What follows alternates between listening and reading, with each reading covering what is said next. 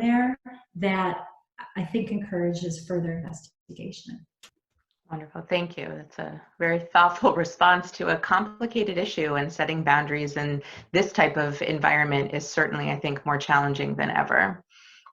Another question that just came in, as a lot of providers like teachers, speech language pathologists, and therapists have moved to teletherapy, do you think that it's developmentally appropriate for even very young children, like preschoolers? And how can we manage the youngsters in this new world? Yeah.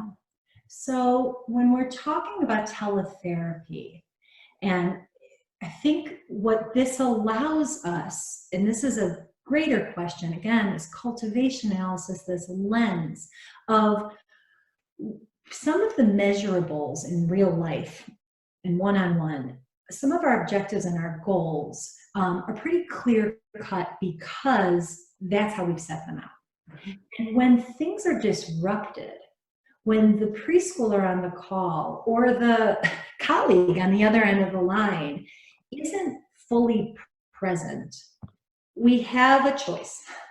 We can either push through and kind of pretend that there's no disruption and all is well, and we sort of wish that he or she was present, or we can pull it back and reestablish what I think is the absolute most important part, which is connection.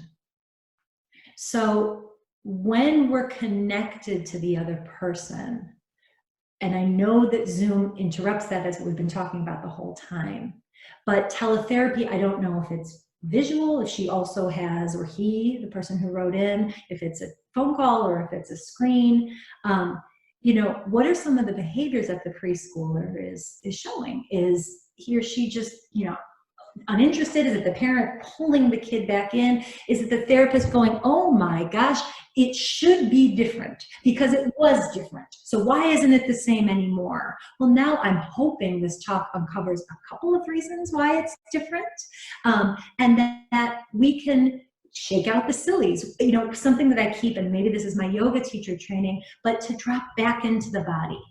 Right? That we can start to let go a little bit of what we hope to accomplish and we set out to accomplish, and we can let that go a little bit, not to then say this is pointless. We're still fully engaged, but we're engaged in a different way. We're shifting, right, what this looks like. So I just want to say one thing, because I printed it out, and the APA, so the American Psychologists Association, their guidelines on media use, and this might get some chuckles, but their guidelines on media use is no media before 18 months. Zero, nothing. For children under 18 months, avoid screen-based media, except video chatting. I mean, that's sort of our reality right now. But for children 18 to 24 months, parents should choose high-quality programming and watch with their children. For children 2 to 5, limit screen time to 1 hour a day. Again, there might be some chuckles.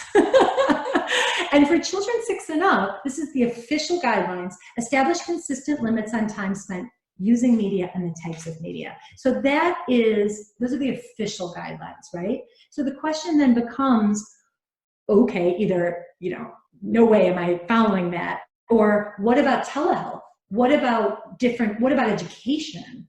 Well, that's screen time too.